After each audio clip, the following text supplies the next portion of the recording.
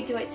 Welcome to Selkies Make Poor Housewives, and today we are going to rectify something that happened in my most recent Merrily Marrowed adventure video, where we tried to make dumplings and my god, it didn't work.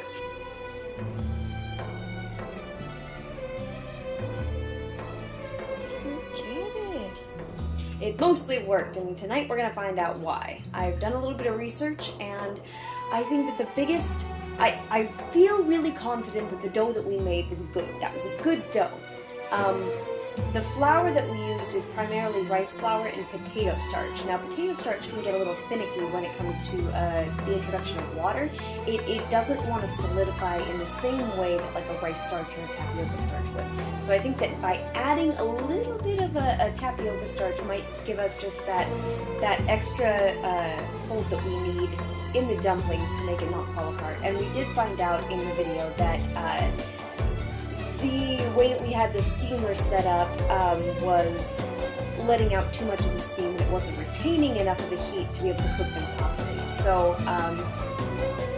we're going to set up the bamboo steamer over just a pot of boiling water and call that a day, and see if it makes any bit of a difference. So part of being a poor housewife is making food that sucks and then finding out why and fixing it. So that's it. And actually, if you haven't checked out the latest episode of Merrily Marrowed, I would really, really recommend it. Not just because I'm trying to promote my channel, but I purchased a new camera phone, and the quality on the video is just astounding. And I feel like not only is it more visually appealing, but I do have a tutorial on how to make Chinese dumplings for the new year. And so even though, spoiler alert, they didn't turn out quite like we wanted them to, it well defines the process of how to go about making Chinese dumplings. So tonight we're going to explore that again, but if you haven't watched it, I would really recommend it, and it's going to kind of prime you for what we're doing here. I may or may not go over all of it in the same amount of detail. So what are the things that we have to consider about the way that the dumplings went in the last video that we may or may not have influenced how they turned out, right? So I've made a list right here. Boom! There it is. There it is. The first thing is that I used the flour that I use is technically for steamed rice cakes. It's a Vietnamese dish called, and I'm going to butcher it, I know, bot ban bao. Bot ban bao? I don't know, I'm sorry. But in any case, it is mostly, it is mostly rice. It is all rice flour and potato starch. I'm not exactly sure which, like how much of each, but typically in a Chinese dumpling, you'll have either a wheat-based flour, which is gonna be able to build gluten strands and kind of form a tougher dough with that is not gonna break down like the dough that we saw, or you're gonna have you might have a dumpling with rice flour in it, but it's going to have a good amount of either like a tapioca starch or a rice starch or something like that, and more of a starch. Potato starch is kind of finicky when you introduce it to water, and when you cook it at all, honestly. Potato starch, I've found, always kind of remains a little doughy, a little gummy, and doesn't quite solidify in the same way that a tapioca starch or a rice starch would. So, how I'm going to fix that is I still want to use that because I do think that the springiness of the dough after we made it was like almost there. It really was. That is what you want. But what I'm going to do is I'm going to add some tapioca flour to it. And tapioca flour, I just found out by Googling, right? Tapioca flour and tapioca starch actually comes from the cassava bean, which I didn't know before. And flour versus the starch is, it's kind of debatable which one is going to be better. I have tapioca flour, and I have read multiple sources that suggest the tapioca flour is going to have that kind of, it's going to add an elasticity to the dough here, and hopefully that translucent quality that we were looking into. One thing I did notice about, we're going to do this out of order, but one thing I did notice about the dough I made in the last video is that it was somewhat lumpy and like just barely noticeable, but it wasn't completely translucent and smooth like the doughs that I made in the past. And I think that is due to the temperature of water. I had boiled up a kettle of water and had it aside. I had made tea with it, and so by the time I came to mix the flour, it wasn't freshly boiled.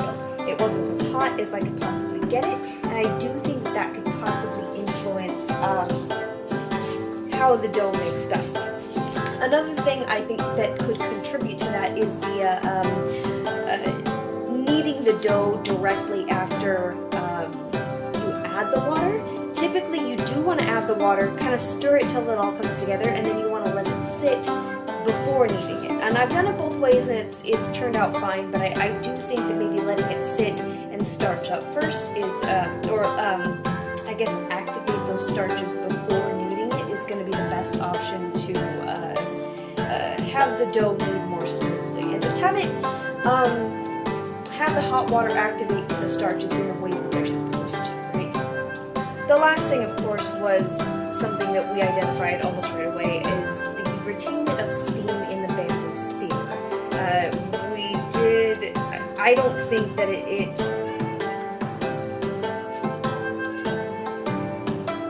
she does this.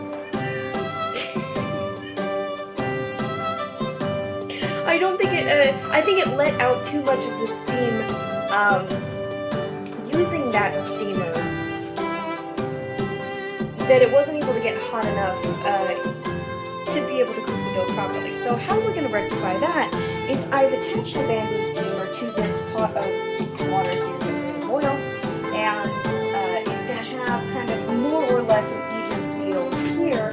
Maybe not a seal, but it's going to fit properly, and there's not going to be the escaping of the steam like there was on the steamer. And I do find this kind of funny because I've used this steamer in the past. I've used the rice cooker with the steamer on top of it in the past, and it has worked fine. But in any case, that's what we're going to try. Alright, one revision that I wanted to mention that we're going to make that I think it's minimal, but we're going to change it anyway because I think it'll probably be ideal for this recipe. I guess it's twofold. First of all, we're going to be using a different filling because I want to. Because of the second thing, we are going to do more of a traditional style folded dumpling rather than a soup dumpling style fold. This will make more sense when we actually fold the dumpling, but it was not necessary last night to do the soup dumpling fold, and I did it incorrectly anyway. I didn't really make the pocket of... In any case, that's just how I like to fold dumplings, but tonight we're going to fold dumplings, more traditional, I don't want to say wonton style, but you get it, kind of a mix between wonton and hangao, which I also should correct myself in the last video I made. I said that I made shrimp shumai in the past. I made shrimp hangao, and I bought the shumai flour, so that distinction should just be out there in the universe. I haven't made shumai yet because hangao is superior. So, but today we're just going to do kind of the classic dumpling fold, and I would like to approach this at a later time and do like the wheat-based flour for the dumplings. I think that would be fun. But since we have the leftover for the steamed rice cake, that is close to what we're going for. We just need to kind of tighten up the dough a little bit and make sure that it doesn't break down when it's steaming. So the filling is going to be different. We're going to do kind of a like mushroom, I want to say like almost a classic, more classic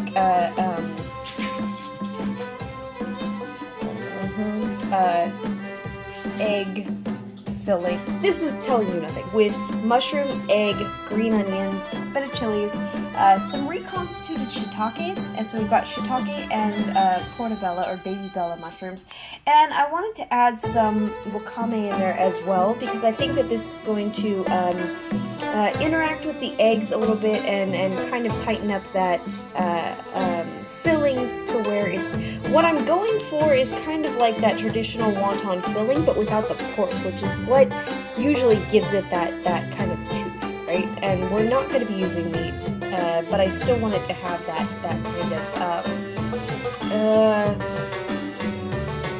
that texture to it. So we have that here. And then we also have, I did not forget the Chinese black vinegar, which is essential when you're making Chinese dumplings. But I do have our flours here and our tapioca flour. Hopefully the tapioca flour is going to be superior to the tapioca starch, which I do not have. So we're going to work with what we got. This is what we got. This is what we're making. Guys, these are going to be dumplings or they're not going to be dumplings. We're going to see.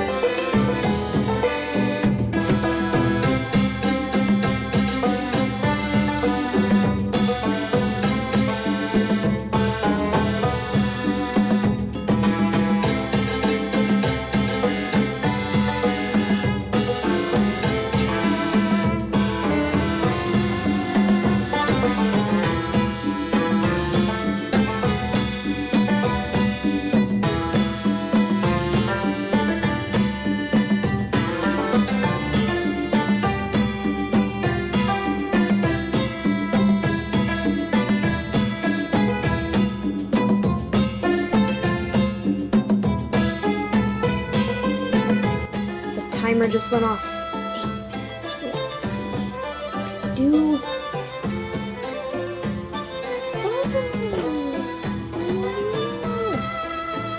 These are a little bit bigger dumplings than we had made before, but they are looking strikingly more like dumplings than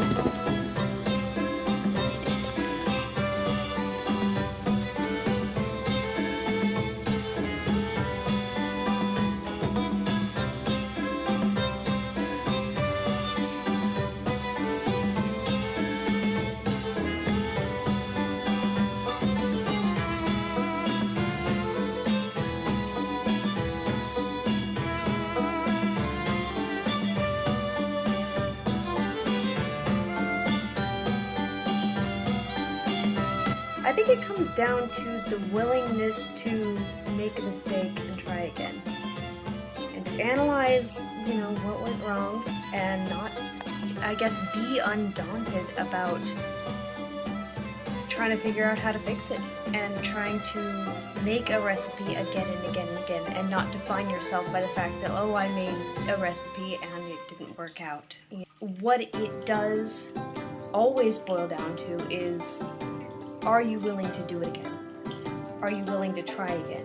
Are you willing to... I passed a sign at the Chinese gardens the other day that said, no, I passed a sign walking home from work the other day that said a proverb, fall down 7 times, get back up 8. I like that. And I think that that is exactly what it's about. It's about, doesn't always work out the first time. Keep doing it. Keep trying. Keep working. Keep figuring it out. You know, do more research. Try again.